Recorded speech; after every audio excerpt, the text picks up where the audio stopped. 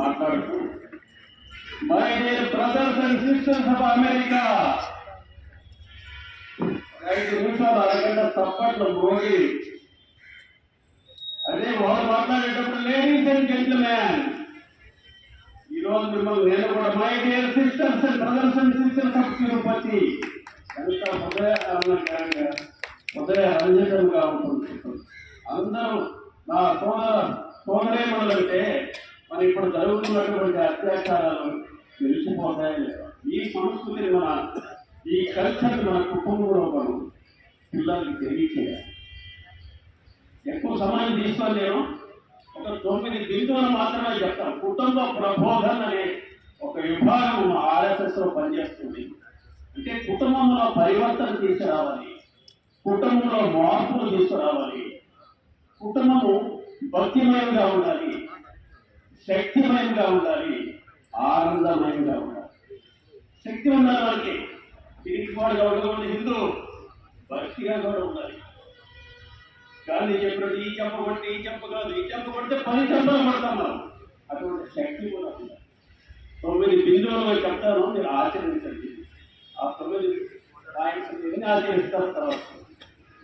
First, కుటుంబంలో నెలకు 2-3 సార్లు కూర్చొని మీరు చూసినది, విన్నది, చదివినది, నేర్చుకున్నది కుటుంబ సభ్యులతో చర్చించండి. మంచి విషయాలు వింటారు కదంతా, మంచి విషయాలు చర్చిస్తున్నారు. నెలకు 2-3 సార్లు అదొక పాయింట్.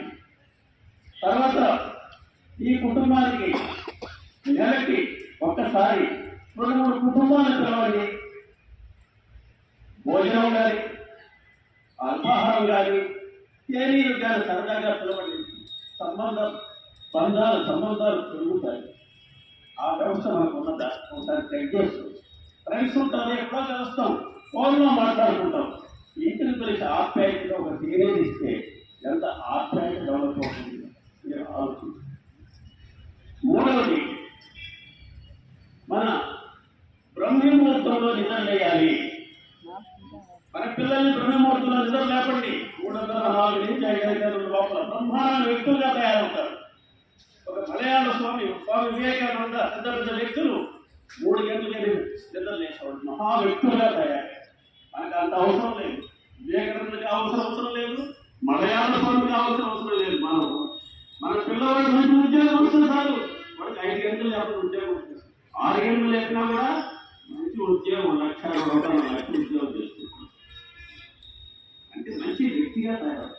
బ్రహ్మముహూర్తంలో చదివితే బ్రహ్మముహూర్తంలో చదవకపోయినా కూర్చొని కళ్ళు మూసుకున్న ధ్యానం చేసుకున్నా కూడా